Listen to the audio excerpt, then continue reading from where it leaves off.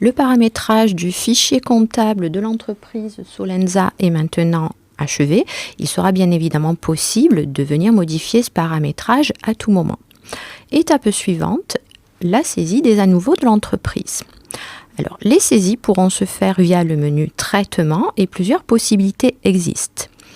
Le mode de saisie que nous allons privilégier pour saisir les à nouveau sera la saisie par pièce, car il s'agit d'une saisie un peu longue. Et le mode saisie par pièce sera plus confortable.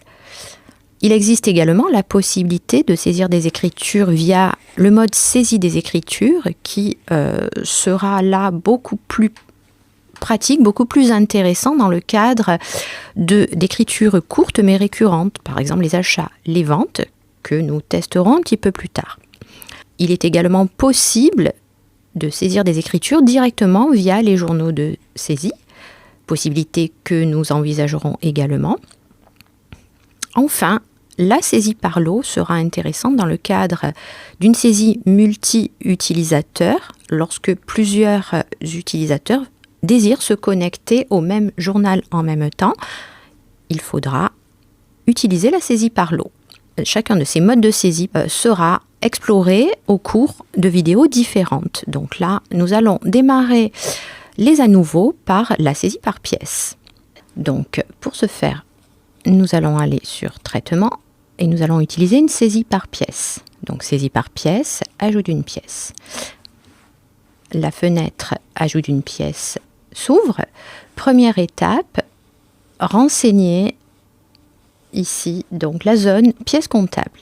Alors, première chose que vous n'aurez pas, moi, c'est parce que j'ai fait des petits tests, le code journal. Alors, le code journal, vous faites F4 et vous allez choisir report à nouveau pour le journal des à nouveau. Deuxième champ, la date. Alors, la date, vous pouvez aller la récupérer à l'aide du petit calendrier que vous avez à droite du champ, ou bien, plus simplement, l'insérer au format JJ, donc dans ce cas-là 02, MM pour le mois, donc 01, AA pour l'année, donc 19. Toutes les dates dans Sage se saisissent à ce format-là. Le libellé, on va mettre à nouveau. Et on passe au champ suivant à l'aide de la touche Tab. Alors ensuite, le numéro de facture non pertinent dans ce cas-là, la référence, on pourrait se mettre un petit commentaire donc pour expliquer ce que l'on est en train de faire. Voilà, donc là, on a fini de renseigner la zone pièce comptable. On va valider pour accéder à nos champs de saisie. Alors, les champs de saisie, donc comment saisit-on dans Sage ? Alors, vous voyez qu'on est dans le premier champ qui est le champ numéro de compte général. Donc, première chose, aller renseigner le premier compte. Alors, une saisie des à nouveau, ça consiste ni plus ni moins à reporter la balance d'ouverture qui vous a été fournie, ainsi que les grands livres clients et fournisseurs, donc réouvrir les comptes généraux ainsi que les tiers. Ce sont des reports tout simples. L'écriture va être néanmoins un petit peu longue. Donc, première chose, donc on va démarrer par le compte de capital. Notre balance commence par le compte de capital. On va saisir la racine, puis F4.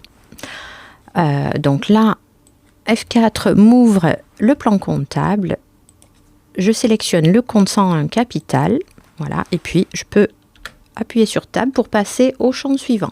Alors, le champ ici, numéro de compte de tiers, non pertinent, donc le logiciel saute purement et simplement.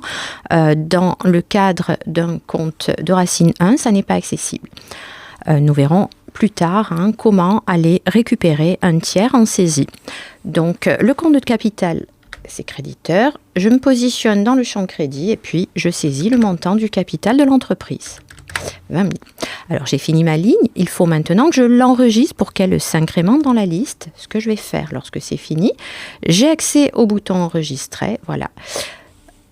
Le champ est à nouveau vide, vierge, et je me rends compte que ma ligne a été enregistrée. Alors, pour modifier une ligne d'écriture, comment je peux faire ? Je me positionne à nouveau sur cette ligne. Le logiciel me l'affiche dans la zone de saisie et je peux faire les modifs nécessaires. 25 000 par exemple ici pour le capital. Voilà, et j'enregistre à nouveau.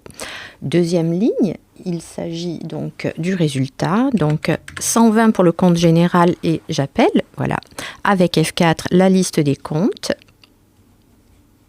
Résultat de l'exercice bénéficiaire, puisqu'il s'agit d'un solde créditeur, OK. Et puis, je vais dans la zone crédit. Donc le résultat est de 7226,94. Voilà, j'ai fini ma ligne, j'enregistre. Ainsi de suite, donc nous allons reporter tous les comptes de la balance. Donc pour l'emprunt, 164, F4 pour ouvrir la ligne, emprunt auprès des établissements de crédit, je valide, voilà, et je passe au champ suivant, solde créditeur de 4 676,50 €. Et j'enregistre. Donc, le principe ensuite est le même, donc il s'agit ligne par ligne de reporter les montants de notre balance générale. Pour les immobilisations, donc 218 100, les installations générales, voilà, donc je sélectionne et je passe au champ suivant, le solde est débiteur, puisqu'il s'agit d'une immobilisation, 4 353,88, et j'enregistre. Et j'en fais de même pour tous les comptes d'immobilisation. Alors la saisie de mon écriture d'à nouveau est maintenant achevée. Donc on voit à l'écran que l'on a saisi donc les comptes généraux, les comptes de tiers que l'on a réouverts un à un, les comptes de trésorerie, donc dernière ligne, la caisse, 531. Donc il me reste à enregistrer, voilà, cette ligne. Mes totaux sont équilibrés, mon écriture d'à nouveau est terminée. Vous trouverez le détail complet de cette écriture dans l'énoncé du cas d'usage Solenza, pour vous aider, le cas échéant, dans la saisie de cette longue écriture.